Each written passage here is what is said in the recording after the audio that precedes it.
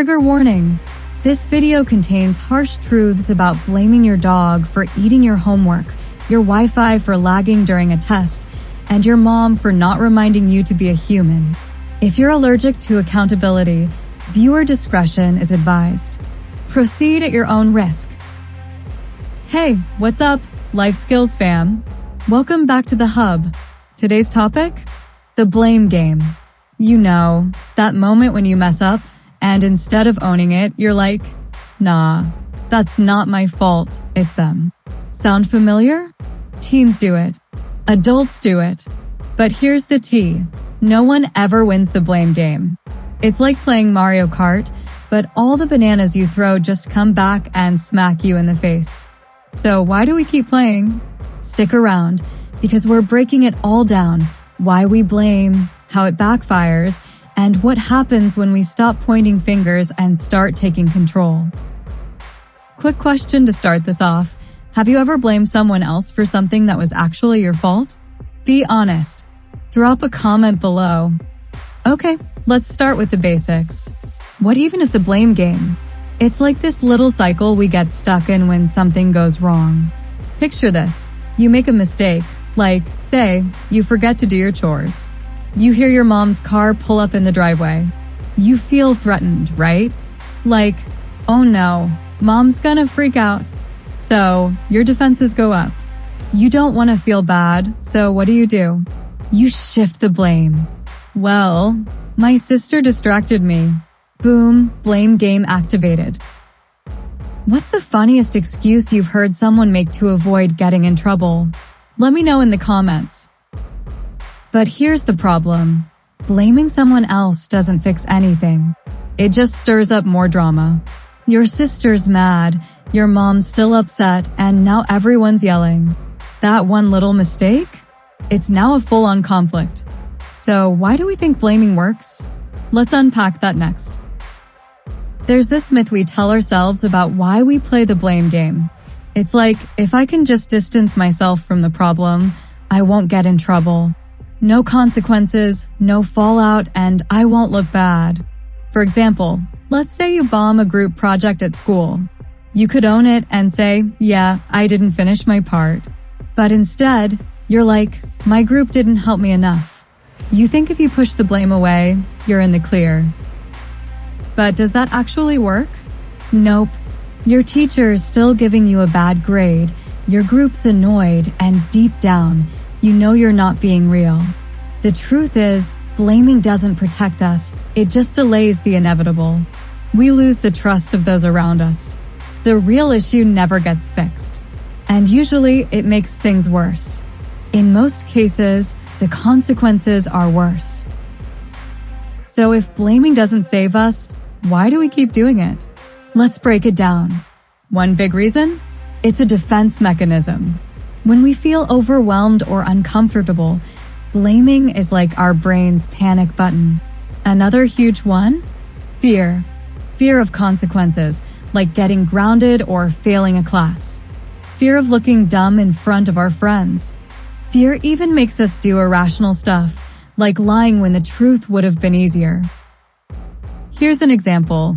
You're late to your part-time job. Instead of saying, I overslept, you blame traffic. Why? Because you're scared your boss will think you're lazy. But if your boss finds out you lied, way harsher consequences than just owning it up front. Playing the blame game can backfire big time. Recognizing when we're blaming others or external factors is key. We don't always realize we're doing it because it's such a natural response. But here's the deal, blaming prevents personal growth. When we constantly shift responsibility, we lose the chance to learn from our mistakes. If you keep blaming teachers for bad grades instead of studying more, you're never going to improve. If you always blame your friends for drama instead of seeing where you contributed, your relationships won't get better. Breaking the habit of blaming is the first step to real growth and control over your life. Okay, let's get real. Where do we see the blame game pop up? Everywhere. Let's start with teens. At home, you didn't take out the trash. It's my brother's turn. At school, you fail a test.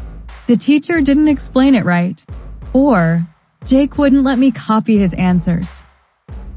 At work, you mess up an order at your job. The customer wasn't clear. Now, adults play it too. At home, your dad forgets to pay the internet bill. Your mom didn't remind me. In the community, someone litters at the park. The city should put more trash cans out. In relationships, I snapped because you made me mad. At work, a project flops. My team didn't pull their weight. See the pattern? It's always someone else's fault. But here's the thing. When you blame, you're giving up your power to fix it. So what else drives the blame game? Sometimes it's because the solution doesn't fit our beliefs. Like, if you fail a test, it's easier to blame the teacher than admit you didn't study. Or maybe you didn't ask for help because you didn't want to look dumb. Or you didn't tell your parents you were struggling because they'd just get mad. But there's more. Today, it feels like responsibility is kinda fading. Why? Look at social media. We see people online blaming everyone else for their problems, and it rubs off. People are avoiding the hard stuff. Taking responsibility is tough. It means facing the mess you made. Example, a teen skips practice, blames the coach for not motivating them instead of owning the choice. Also, there's the need for instant gratification. We want quick fixes, not accountability. Blaming feels good in the moment, but it doesn't last. So, if the blame game is a losing game, how do we stop playing? 1. Pause and reflect. Instead of immediately pointing fingers, take a second. Ask yourself, did I have something to do with this? Example, maybe I failed because I didn't study, not because my teacher hates me. 2. Own up.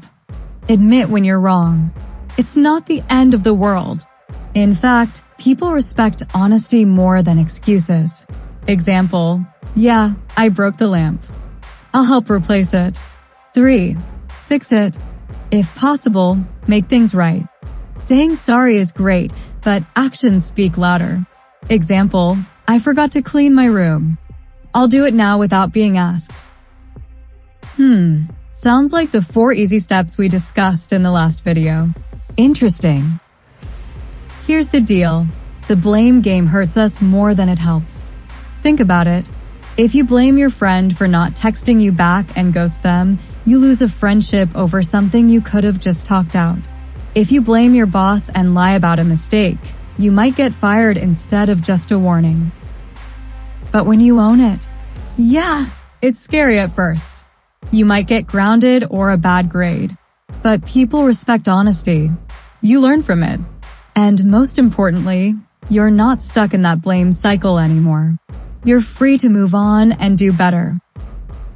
So, life skills fam, here's the takeaway. The blame game? It's a trap. It feels like a shield, but it's really just a wrecking ball. We play it because of fear, defensiveness, or just not wanting to deal. But no one wins. Not you, not the people you blame. Next time you mess up, try taking responsibility. It's not easy, but it's way better than playing a game you're guaranteed to lose. What do you think? Where do you see the blame game in your life? Drop a comment below and let's keep this convo going. Hit that like button if this hit home, subscribe for more real talk life skills, and we'll catch you in the next one. Peace out.